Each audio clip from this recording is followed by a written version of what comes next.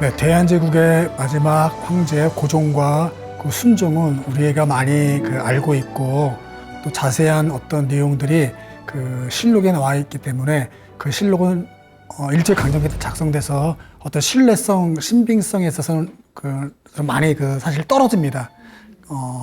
어떤 이것을 쓴 사람들은 결국은 일제강점기 때 관료들 그리고 학자들 뭐 이런 사람들이 많이 관련되어 있기 때문에 사실적인 어떤 내용이라고 의심을 많이 합니다. 그래서 사례적 가치로서는 그렇게 높은 평가를 받지 않고 있어요. 그래도 그나마 많은 연구가 진행이 돼가지고 그들의 어떤 삶을 많이 알고 있지만 그 고종의 어떤 다른 순종의 형제들, 이복 형제들 중에 영친왕과 의친왕은 많이 알려져 있지 않고 그들의 삶도 아주 180도 다릅니다. 그래서 이 두 사람에 대해서 좀 더 자세하게 살펴보겠습니다. 우리가 영친왕, 의친왕 할 때 친왕이라고 부르는 호칭이 일본 황실에서 부르는 호칭이다. 그래서 친왕이라고 부르면 안 된다라고도 주장을 하기도 합니다. 그래서 영왕이라고 의왕 이렇게 불러야 된다고 말합니다. 또 종묘 영령전에 있는 신주에도 의민황태자 영왕이라고 정식으로 써 있습니다. 영친왕의 신이가요. 그런데 사실 영친왕, 의친왕 이러한 호칭들은 일제강점기가 아닌 그 전에 고종이 이렇게 봉호라고 그래가지고 신하들에게 봉호 망단자를 올려서 이들에게 봉호를 정할 때 보고됐고 그 중에서 고종이 직접 이름을 정한 이름입니다. 그래서 이게 고종 실록에 이렇게 나와 있어요. 그래서 영친왕, 의친왕이란 호칭어는 이미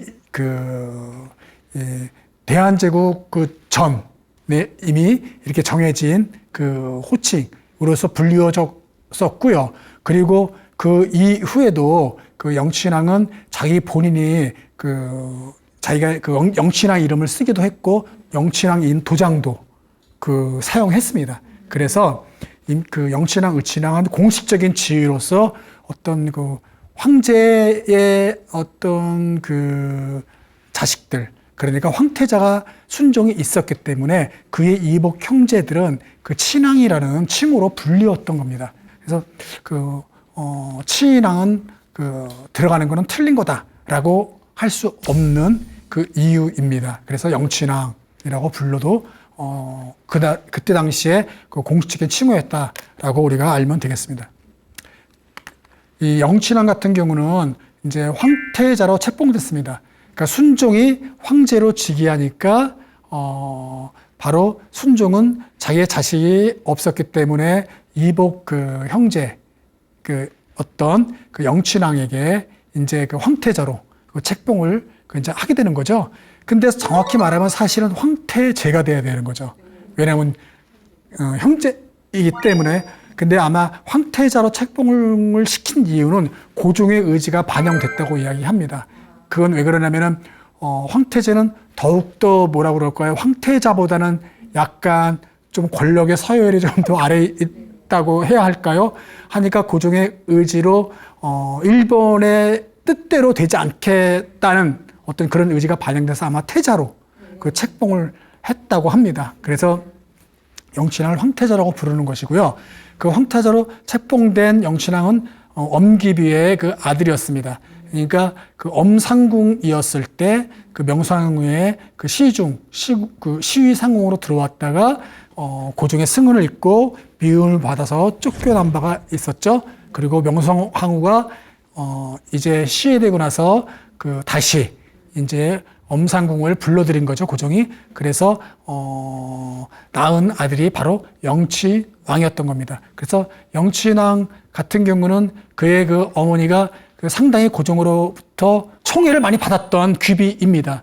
왜냐하면은 이유가 총애도 많이 받았고 또 한편 아간 판천이 일어났을 때 엄기비가 같이 가면서 상당히 많은 도움과 보살핌을 줬다고 해요. 그래서 권력 서열이 후궁에서 가장 높은 그 이제 황기비가 그 됐던 거였고, 그의 또 아들이 또 바로 황태자였기 때문에 그 신분이 상당히 그 황기비나 영춘왕은 그때 당시에는 그 황실에 있어서는 가장 최고의 어떤 그 힘을 갖고 있었던 거였죠.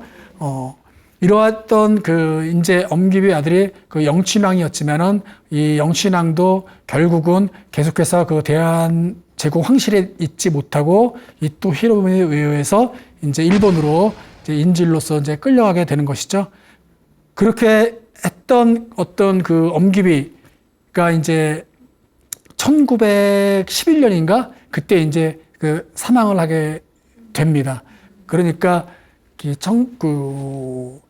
영춘왕 같은 경우도 이제 그 고종도 승하하고 이제 자기 엄마도 승하하고 상당히 그 일본에 가가지고 이제 뭐 순종 같은 경우는 1920년대 늦게 승하했지만은 어쨌든 가장 자기가 대한 마지막 그 황실에서 최고의 어떤 그 황실의 지위를 나이는 어렸지만 갖고 있었던 거였죠. 그러니까 이 영춘왕을 어릴 때부터 일본에 그 데리고 가가지고 일본화를 시키려는 목적도 아주 상당히 컸다고 그 생각이 됩니다. 이렇게 이제 그 일본에 이제 끌려가게 되는데 상당히 아마 저 때가 10살 때 이제 그 끌려가는 거거든요. 그러니까 그때 이제 끌려가가지고 일본에 가서도 일본 육군 유년 학교라고 다닙니다. 그러니까 그 학교도 그 유년 학교 때도 육군 유년 학교를 다녔고요. 또 그 뒤에도 계속 이제 일본에 있는 군사 교육을 받게 이제 됐던 거죠. 그래서 그 너무 어렸을 때 그렇게 이제 갔기 때문에 사실은 그 고국에 대한 향수는 있고 황실에 대한 그리움은 있을지언정 어떤 나라를 잃은 슬픔 이런 것들은 좀 많이 그 이렇게 미약했다라고 봅니다. 그래서 철저하게 일본식 교육을 받았었던 것이었죠. 그리고 그 일본 황실 가문의 그 딸이었던 그 신왕의 그 장녀였던 마사코와 결혼을 하게 되는 거였죠. 그래서 그 마사코와 결혼을 하고 두 아들을 낳았지만 일찍 그 장남을 죽고 그 두 번째 아들은 아주 2005년도인가 미국에서 이제 돌아가시게 되는 겁니다. 그래서 영춘왕 같은 경우는 상당히 그 뭐라고 그럴까요? 그 조선인, 그 대한제국의 어떤 황실의 자기의 마지막의 어떤 그런 그 권력자라기보다는 거의 일본인의 그 태도를 갖고 있었다고 합니다. 그래서 그 상당히 그 뭐라고 그럴까요? 그 역사의식? 이러한 것들이 희박할 수밖에 없던 그 분위기도 그 했었습니다. 그 일본 유년 학교를 나와가지고 다시 또 일본 육군사관학교를 들어갑니다. 그 일본 육군사관학교를 들어가서 그 졸업해가지고 이제 소위로 임관을 하게 됩니다. 군생활을 시작하고 또 그 군생활을 시작했다가 육군대학을 또 들어갑니다. 그래서 육군참모본부에서 또 이제 근무를 하게 되고 그리고 뭐 그 대대장, 연대장, 사단장을 역임하게 됩니다. 그리고 마지막 그 군인의 신분의 그 예편할 때는 육군 중장이었어요. 중장은 별이 3개인 거죠. 그래서 별이 3개로 예편을 하게 되고 제1육군 항공 그 사령관이 이제 마지막 그 군인 신분으로서 이제 예편을 하게 됐습니다. 그래서 그 처음부터 그 유년 학교부터 육군 유년 학교를 다녔고 그 마지막 군대 생활도 중장으로 그 이제 그 제대를 했으니 평생을 군인 신분이었던 그 사람이 이제 영춘왕이었습니다. 그러니까 이분을 이해할 때는 바로 이렇게 이제 그 학교 생활 자체가 거의 군인으로서의 신분으로서 군 교육을 받았던 사람이 그 이제 그 영춘왕이었던 것이었죠. 그 이형근 장군이라고 우리가 광복복 후 그리고 6.25 전쟁이 이제 1956년인가 그때 그 이형근 장군이 육군 참모 총장이었어요. 그분이 쓴 그 회고에 따르면은 이형근 장군도 일본 육군사관학교를 나왔거든요. 그 일제 강점기 때 일본 육군사학교를 나오고 광복 이후에도 잘 나가셨던 분이죠. 육군 참모총장이 됐으니 어쨌든 우리가 흔히 이야기하는 그 친일을 했던 분들이 다 잘 나가셨죠. 그래서 그 사람의 그 육군사관학교 다닐 때 일화가 있습니다. 육군사관학교를 다닐 때 조선인들이 육군사관학교 생도들이 있을 거 아닙니까? 그 생도들과 함께 그 영춘왕을 찾아갔대요. 그 중장이었을 때. 중장이었을 때 찾아가가지고 이제 그 가장 그 대한제국 황실의 가장 어른이 영춘왕이었죠. 다 이제 그 고종 순종도 없고 다 돌아가시니까 그 혈육의 이제 영춘왕이 어쨌든 황태자의 신분이었고 그 조선에 있을 때는 그 찾아가가지고 어떤 그 이제 그 뭐라 그럴까 그 위로도 받고 또 우리끼리 그 만국간의 한을 뭐 달래주기도 하고 뭐 이런 의미로 찾아갔다라고 얘기합니다. 그건 이제 이영근 장군의 회고록이니까 그렇게 사실은 쓴 것이지만 자기가 객관적으로 봤을 때는 잘 먹고 잘 살았던 사실은 사람들인 것이죠. 이 조선인과 대한민국인들의 입장에서 봤을 때는. 근데 어쨌든 이 만국의 한을 달래고 어떤 서글픈 자기들의 심정을 위로받고 또 위로하고 또 이런 의미로 그 육군 중장 영춘왕을 찾아갔었는데 실내에서 자기들과 조선인 생도와 영춘왕밖에 없었는데 한국말을 전혀 한마디도 안 하고 일본말로 자기들을 위로하고 격려하고 그랬대서 상당히 서글픈 생각이 들었다라고 그 이영은 장군의 그 이제 회고를 합니다. 그리고 1945년도에 일본이 항복을 하고 이영은 장군이 조선인 생도와 함께 또 영춘왕을 찾아갔대요. 방문했답니다. 그런데 너무너무 유창한 한국말로 자기들을 맞이했다고 합니다. 그러니까 그래서 너무너무 깜짝 놀랐다고. 그래도 한국말을 안 읽고 너무너무 유창하게 자기들을 한국말로 한 모습을 보고 왔다고 합니다. 그 어쨌든 상당히 영춘왕은 어떤 그 대한제국의 그 황태자의 신분이 아닌 일본인 그리고 일본 군인으로서가 더 확고된 어떤 태도였다는 하나의 일화로 또 우리가 그 이야기할 수가 있을 것 같습니다. 이제 광복이 되고 영춘왕은 이제 귀국을 하려고 합니다. 그러니까 1945년 광복이 됐으니까 이제 그래도 이제 여기 와서 살아야 되겠죠. 어떤 여러 가지 뭐 있겠지만 고국의 그리움 또 그 향수 이런 것도 많이 있었겠지만 광복이 되어서 영춘왕은 일본 황족으로서 이제 지위가 떨어집니다. 그래서 평민이 됐어요. 평민이 됐어요. 미군정에 의해서 평민이 된 거예요. 그러니까 그 영춘왕이 일본에 있을 때는 이 일본 국내성에서 생활비로 매달 나왔다고 합니다. 그런데 일본 황족들은 영춘왕을 엄청 부러워했다고 해요. 왜냐하면 똑같이 국내생에서 황족들한테 생활비를 받았지만 영춘왕은 한 군데서 더 받았거든요. 그 이황직, 그 일제강점기 때 황실 재산을 관리하는 이황직에서는 매달 영춘왕에게 생활비를 보내줬다고 합니다. 그 상당히 넉넉하게 풍족하게 풍족한지는 정확히 모르겠지만 어떻게 경제적으로 어렵지 않게 살았다고 합니다. 이방자 여사와. 그래서 그렇게 살다가 평민이 됐으니 이제 확 그 경제 세상이 나빠졌겠죠. 그리고 또 이제 고국으로 들어가고 싶은 생각도 있었겠죠. 그래서 귀국 의사를 표합니다. 근데 첫 번째는 미군정에 의해서 거부를 당하죠. 그리고 두 번째는 이승만 정부에 의해서 거부를 당합니다. 그 이승만 정부가 거부를 하는 그 이유에서 그 실질적인 이유는 영춘왕에 들어와서 그 어떤 뭐라 그럴까요? 어쨌든 대한제국의 마지막 황실의 후손이고 또 분명히 영향력을 발휘할 것이고 그러니까 이승만 정부에서는 껄끄러웠던 존재였습니다. 그래서 거부를 하게 되는 것이죠. 그리고 또 한 가지는 이승만은 자기는 그래도 독립운동을 했던 사람인데 영춘왕은 독립운동은커녕 일본 황실의 황족 신분으로 있었던 사람인데 반감이 엄청 심했었겠죠. 그래서 못 들어오게 했다고 합니다. 일본에서 그 미군정이 주최하는 만찬이 있었다고 해요.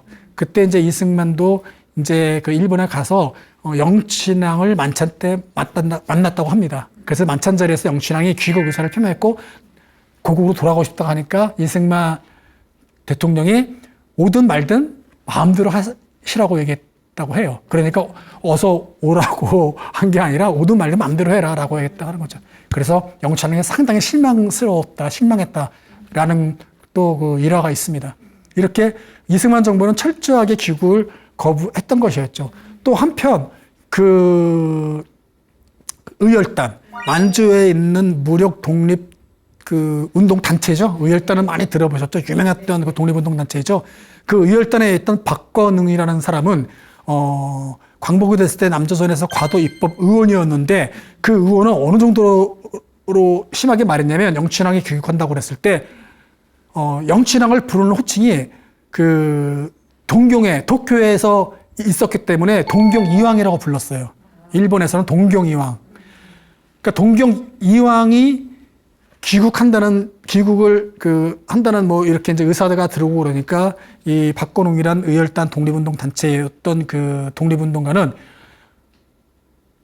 민족 반역자가 귀국을 한다니 아니 광복 후엔 자결해야 되는 거 아니냐고 라고까지 얘기를 했고 그 이야기가 그 영친왕에까지 들렸습니다.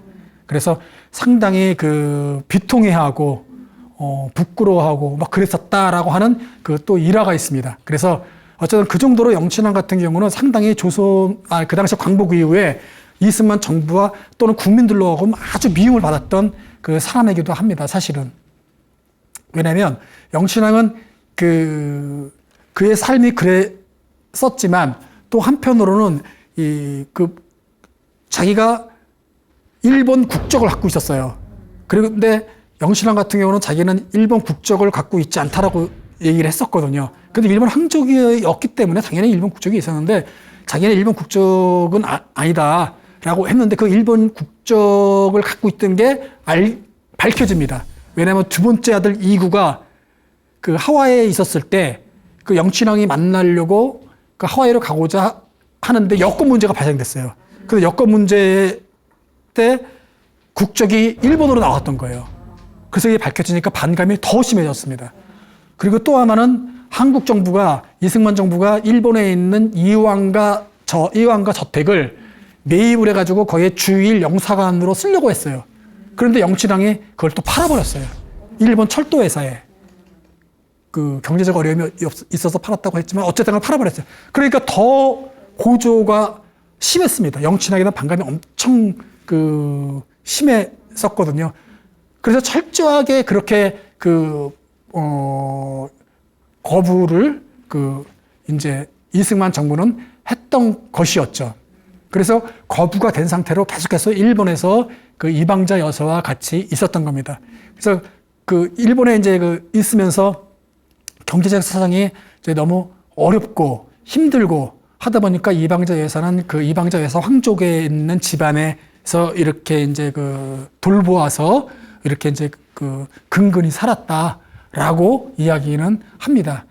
근데 하지만 어쨌든 마지막 군인의 신분이 중장이었고 광복 이전까지는 상당히 많은 황족의 신분이었고 또 군인의 중장이었고 또 국내성에서 이왕직에서 생활비를 보태줬고 했기 때문에 경제적으로 엄청 그렇게 이렇게 풍족할지 않은지는 모르겠지만은 어렵지는 않게 살아왔던 사람이 이제 재산이 떨어지고 다 없어지니까 귀국하려고 했기 때문에 그리고 일본 국적이 밝혀지고 또 그것을 영친왕이 이야기하길래 나는 일본 국적을 받았지만 그것이 이렇게 한번 바꾸면 쉽게 다시 또 이렇게 바꿀 수 없다라는 걸 몰랐다. 쉽게 바꾸는 건 줄 알았다. 라고, 그리고 뒤늦은 발언도 했었다고 합니다.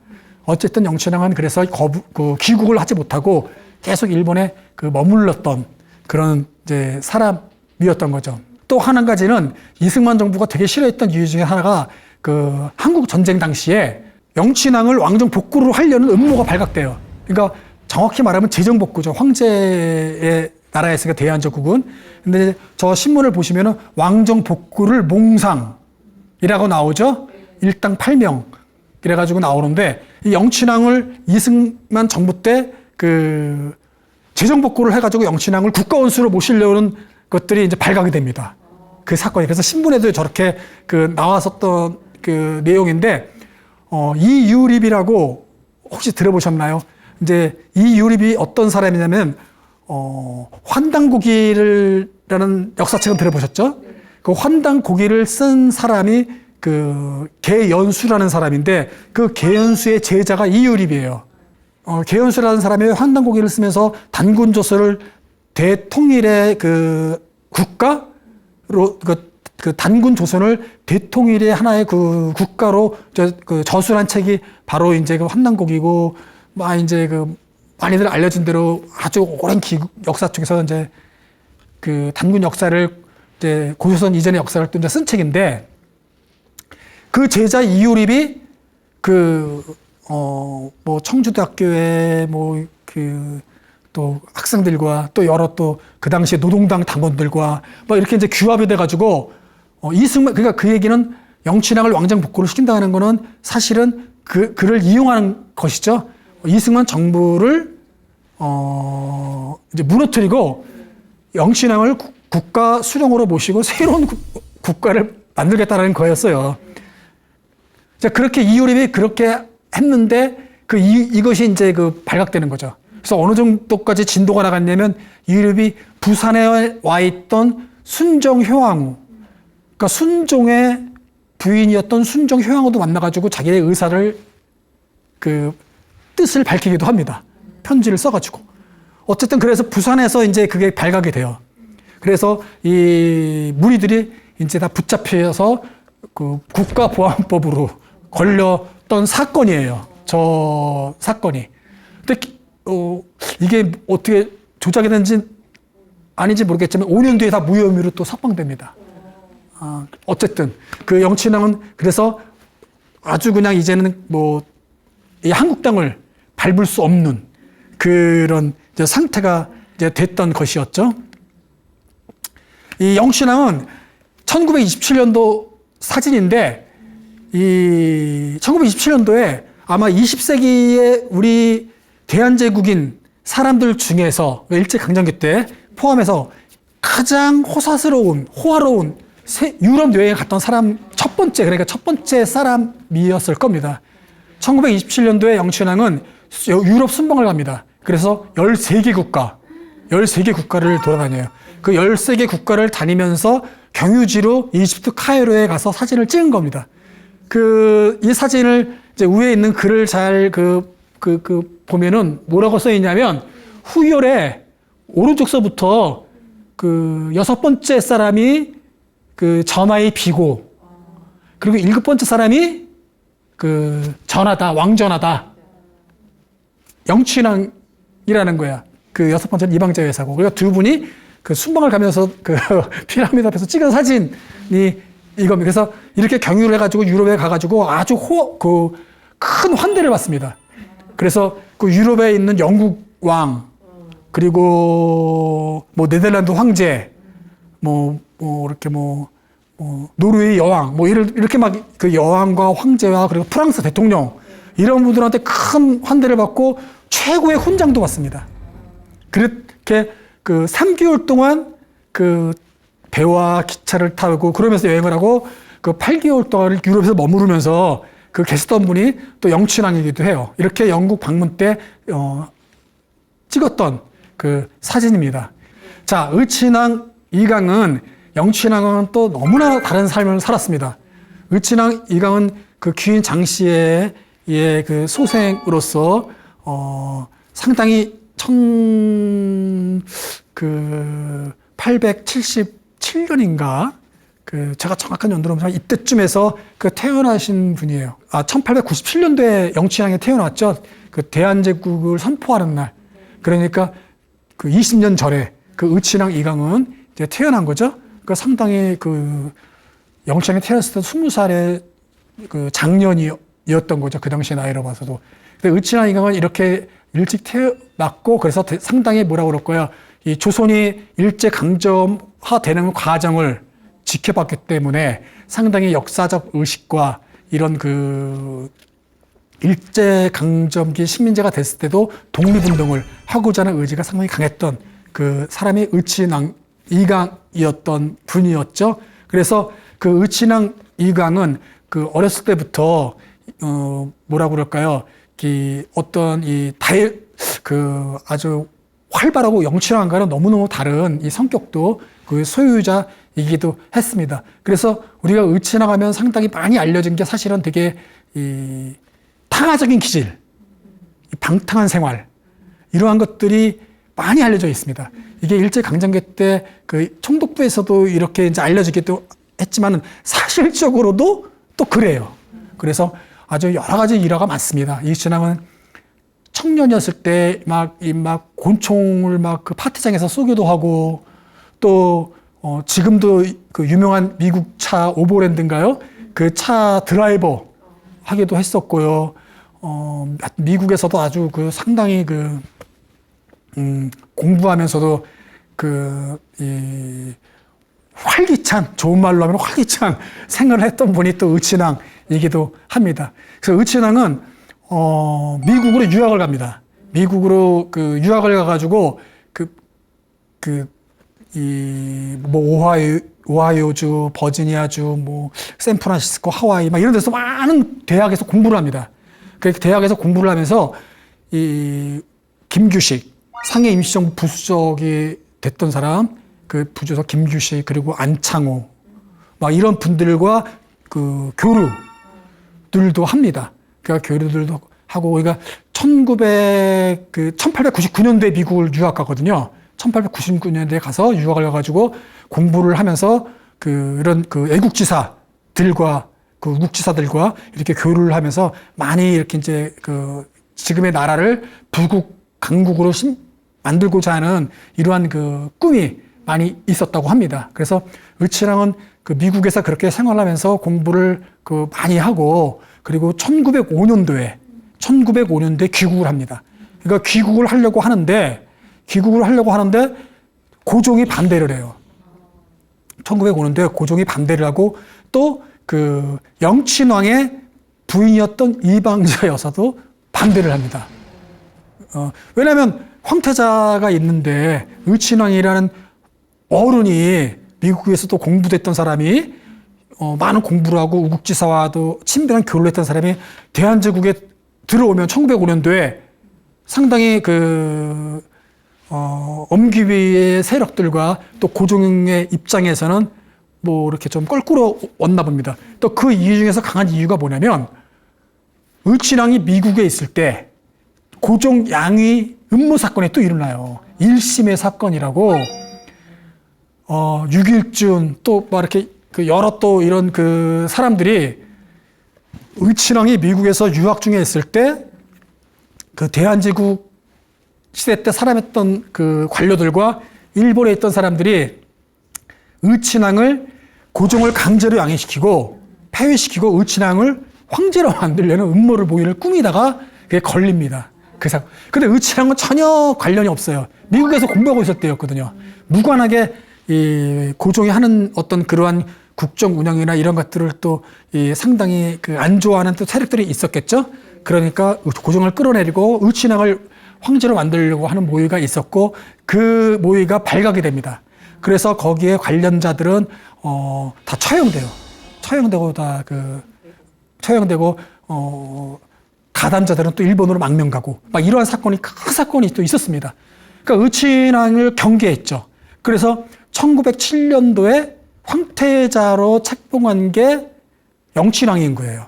그래서 의친왕은 아예 이미 눈밖에 나 있던 인물이었습니다.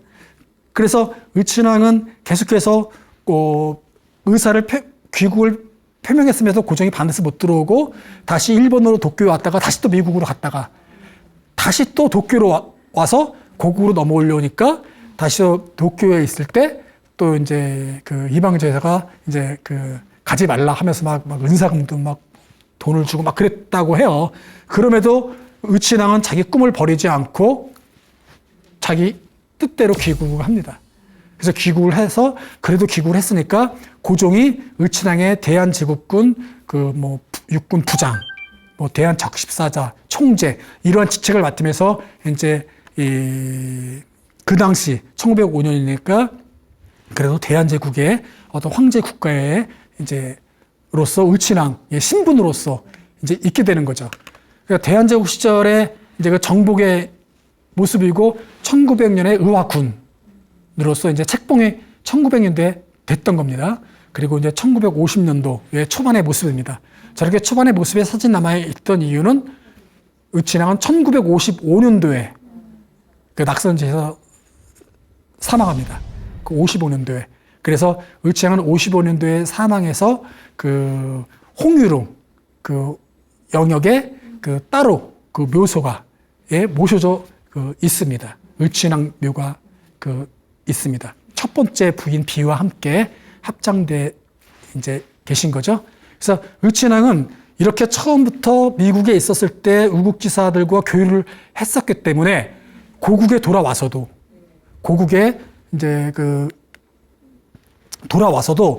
독립운동을 활발하게 하십니다. 그래서 1910년에 강제 합방된 이후에도 계속해서 이제 독립운동 준비를 하면서 이제 그 독립지사들과 이제 막 이런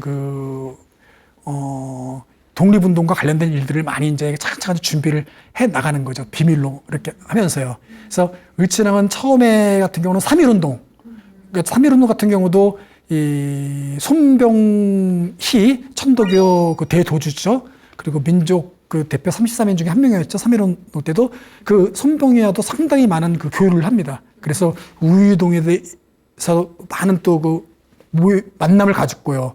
그리고 그래서 손병희가 지금 그 우유동에 있는 봉화각도 세우게 되는 계기가 되기도 했었고요. 그리고 3.1운동을 준비도 이렇게 하는게도 했었습니다. 그리고 또 이 만주에서 독립군을 활동했던 분들과도 교류를 많이 이제 하게 되는 거죠. 그 최진동 장군이라고 그 봉오동 전투의 총사령관이었어요. 그 분과도 최진동 장군과도 교류를 하게 됩니다. 그래서 을친왕의 최진동 장군과 만나가지고 바로 그 다음 해에 그 독립군 단체인 군부 도독부인가요? 그런 단체를 만들고 그 단체가 봉오동 전투에서 참가하고 그리고 봉오동 전투에서 최진동 장군의 총사령관에서 승리를 이끄는 그 당시 홍범도 장군이 부사관령관이었을 겁니다. 그리고 나서 1919년도에 3.1운동이 벌어지고 나서 을친왕이 큰 어떤 그런 이제 생각을 갖고서 그 상해 임시정부로 망명을 하게 되는 거죠. 그래서 상해 임시정부로 8월 달인가요?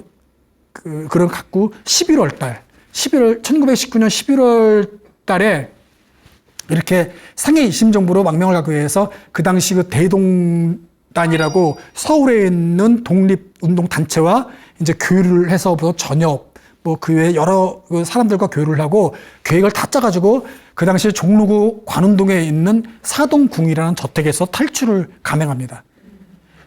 그 당시 총독부에서는 을친왕이 그러한 그 기질과 독립운동 자금을 대고 독립운동을 하고 있다는 걸 알고 있지만은 함부로 건들지를 못했어요. 그래서 감시를 철저하게 했습니다.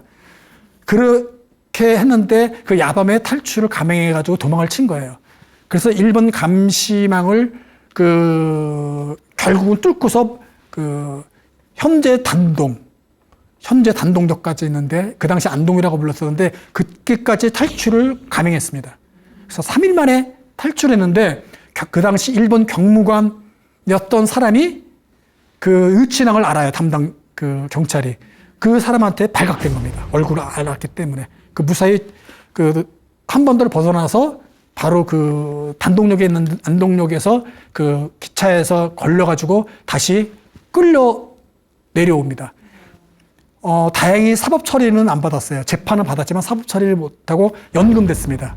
그 연금된 상태에서도 계속해서 이 독립운동 그 활동을 계속해서 진행을 했다고 합니다. 그래서 독립신문에 그 11월 달에 그 독립신문에다가 그 을친왕의 성명서를 발표했는데 그 기록을 보면 그 독립신문에 나왔던 게 의치나 이제 그렇게 이제 그 신문에 성명서를 낸 거죠. 가택에 이제 연금되어 있는 상태, 아마 총독부 관저에 가택이 됐을 거예요. 총독부 관저에 이제 연금돼 있었는데, 그때도 그 성명서를 내고 어떻게 그 말을 했냐면은, 나는 조선이 독립하면 평민이 될지언정 강제 병합된 일본 황실의 황족은 죽어도 안 된다. 뭐 이런 막 그 표명도 하고 막 이래요. 그러니까 되게 혈기가 상당히 했던 분이 또 의친왕이었던 것이죠. 그래서 의친왕은 그러한 독립운동의 어떤 그 모습들을 보이기도 했고, 일제도 그걸 알았고, 그래서 철저한 감시를 했던 것이었죠. 그렇게 이제 그 지냈던 분이 이제 의친왕이었기 때문에 우리가 영친왕과 대비돼서 비교를 상당히 많이들 하고 있는 것이죠. 그래서 아까도 말했지만은 어떤 그 응국지사 이러한 분들이 그 순수한 뜻인지 아닌지는 모르겠지만 영친왕을 그 추대했던, 그리고 그 사람들이 이 사람이 다시 한번 구국에 해줄 어떤 메시아 뭐 이렇게까지도 생각했던 것이었죠. 그러나 의친왕은 이렇게 독립운동도 활발했고 했지만은 그 일본이 패망하고 나서 그 광복 이후에 한국에 그런 유일하게 있던 분이 또 의친왕이기도 하죠. 그래서 의친왕 같은 경우는 6.25 전쟁 때도 이 부산까지, 그 당시 이렇게 나이가 70이었나 뭐 그랬다고 하는데, 그때 나이에 70이었을 때도 부산까지 이렇게 피신을 가고 그 노구의 몸으로 상당히 많은 그 질환 병세를 또 앓았다고도 합니다. 하지만 그 이승만 정부에서는 전혀 뭐 대우나 이런 것들은 하지 않았죠. 그러니까 영친왕은 어느 정도 좀 이해가 되지만 의친왕 같은 경우는 그래도 독립운동을 직접적으로 이분은 뒤에서 지지를 했던 분이고, 또 나의 그 이름으로 이렇게 그 국민들에게 또 백성들에게 힘을 실어주고 했던 사람이기도 했던 사람이었기 때문에 좀 완전히 다른 사람이었지만 그렇게 뭐 대우를 받거나 그랬지는 못했다고 합니다. 그 이제 상해 임시정부로 그 망명했다가 결국은 실패하고, 그리고 나서 이제 계속 총독부 관저에서 감시를 받고 있으면서도 자기 어떤 그 힘을 실는 발언들과 의지를 표명했던 그 분이었던 거죠. 그 의친왕은 그렇게 해서 이제 그 광복을 맞이하고 계속해서 그 한국에 남아있던 그 분이었던 것이죠. 하지만 그 이분이 그렇게 그 뭐라고 그럴까요?